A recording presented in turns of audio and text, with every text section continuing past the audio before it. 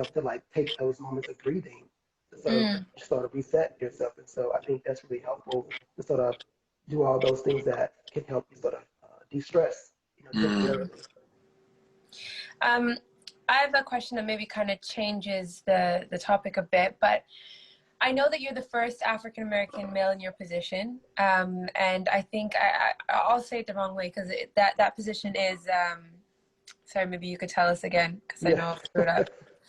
No, that's fine. So I'm the second Black person and the first male, African-American male, to serve as president for the Society for Child and Family Positive Practice, which is a division of the American Psychological Association. Yes, and that forces me to kind of think, are there enough African Americans or Black people in general in positions like the one you're in? Because for me, I think, especially with all of the race tension that's going on, if somebody wanted to really be able to communicate about these struggles, I think there needs to be more representation. Do you find that can be a problem in your field, or do you think that shouldn't matter? You should be able to talk to anybody about whatever issue? Yeah, I think it would be great if you could talk with anyone about those issues. I think the reality is that, issues around race have been difficult for us as a society for decades. And so I think there are going to be challenges that we're going to have to continue to work to overcome. But the other part of it, I think it's helpful to have some more diversity in terms of leadership positions. And so I think as a field, particularly within psychology, we know that there are not many of us that go into the field. So if you look at psychologists in general, so I'm going to separate out just that field, others that focus on mental health, that about 90% of the profession is white or non-person of color. So we know that it's only a small percentage of us. And then if you separate that down more, again, between different ethnic and racial groups, that only about 2% of those are actually Black African Americans. So we know it's a really small potential for those individuals to be in those leadership roles. So we have to really work to improve the pipeline. And that's something that I've done in my own role, where I have created a leadership institute that's really helpful to sort of build that pipeline of diverse leaders to step into the profession. Doctor, what does that pipeline look like? If I said, hey, I don't want to act no more, you know what I'm saying? I want to be in your field. Where do I start? How do I, climb that ladder?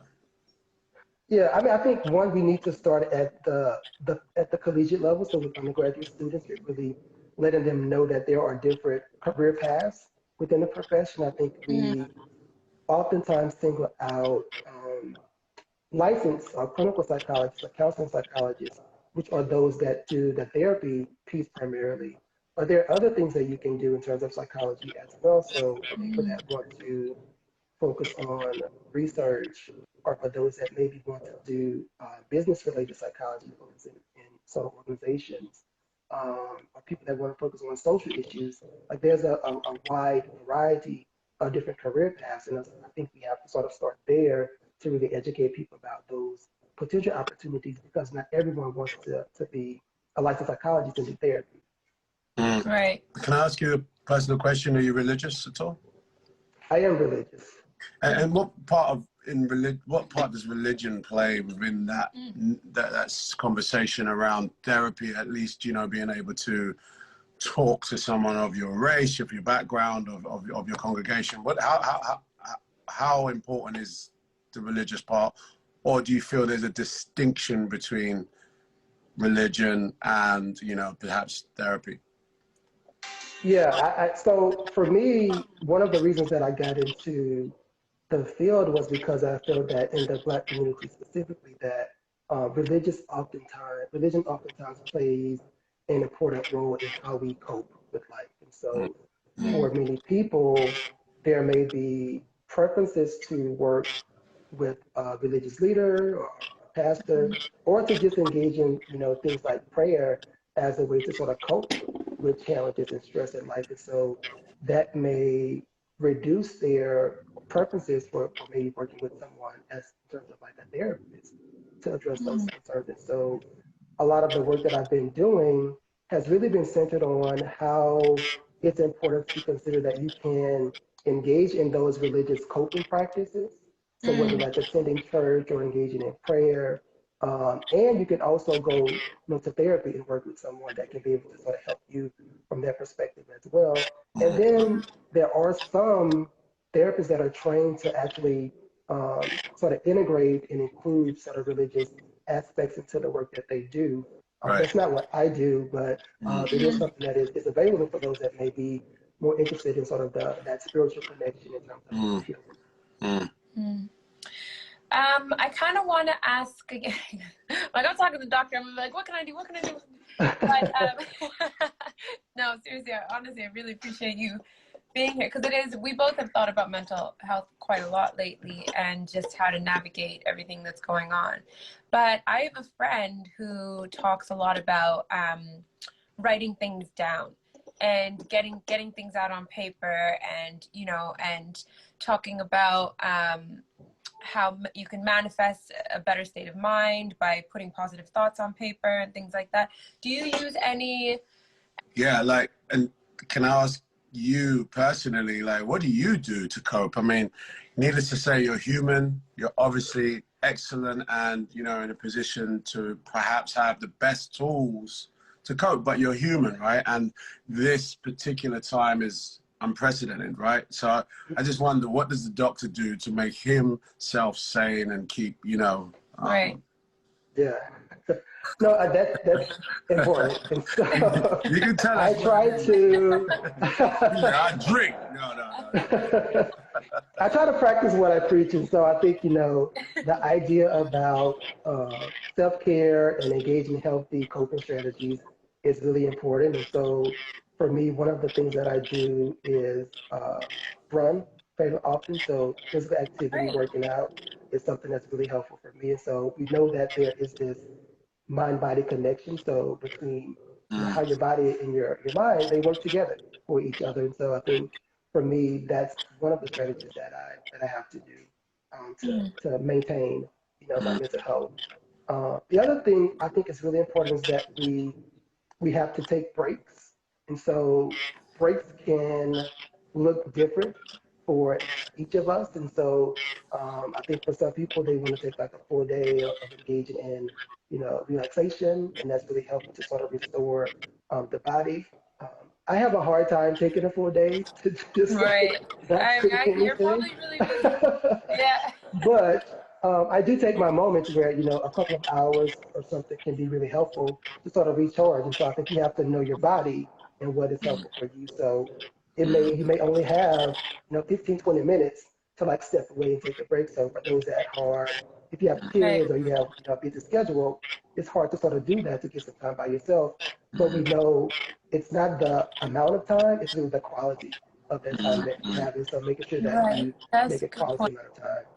Yeah, one Yeah. thing I learned, I mean, because you said running, but there's an actual chemistry to what happens to your body that actually, encourages you to de-stress, right? And that's the cortisol measure in your body and how that goes up and down. Do you want to talk a little bit about that? Because I think people actually respond, especially in this day and age where the information highway is so wow. When people I think respond to the facts, like you can, change your mood by your biology, your physiology, you know what I mean? And I just love you to talk about that a little bit. Yeah, no, that's a good point. And so going back to what I was stating earlier, we know that there's this connection between mind and body. And part of what when we think about like exercise and how it impacts your brain chemistry, that it's not just cortisol, but there are other hormones that also might be helpful to regulate sort of our mood.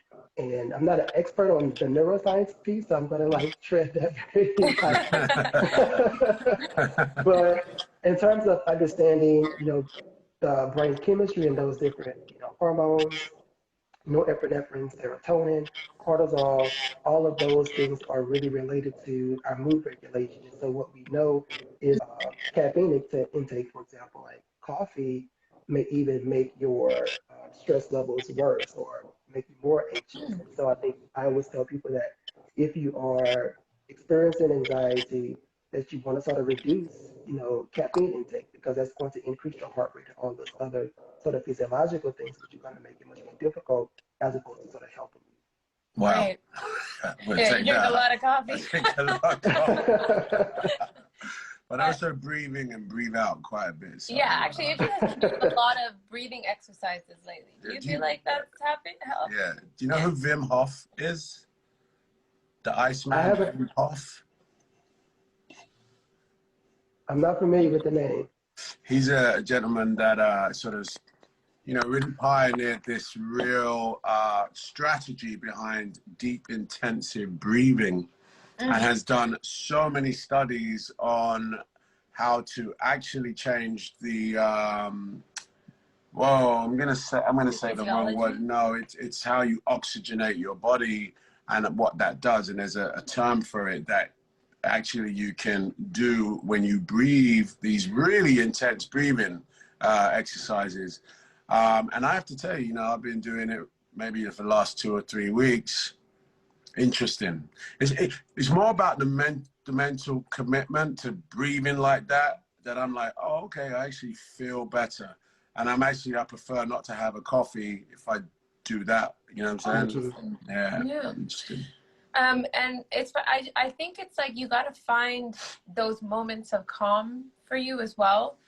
So I'm a Muslim and I don't pray as much as I should be praying, but when it's Ramadan, I find that I try to stick to my 5 prayers a day. And I find that those moments of just calmness and, just trying to just do one act, like do one thing, are so helpful in so many other areas. Because every time it's over, I'm like, I feel really calm right now. So I feel like everyone has to kind of find their own, what is that for you? What is it, what do you do to take those 5 minutes, 10 minutes out of your day to kind of reset, check in, and then think about how you're feeling as well? Because sometimes you'll be running around stressed all day, and then you didn't even think about it. Like if you just took 5 minutes to go, wow, I'm really stressed, I need to slow down.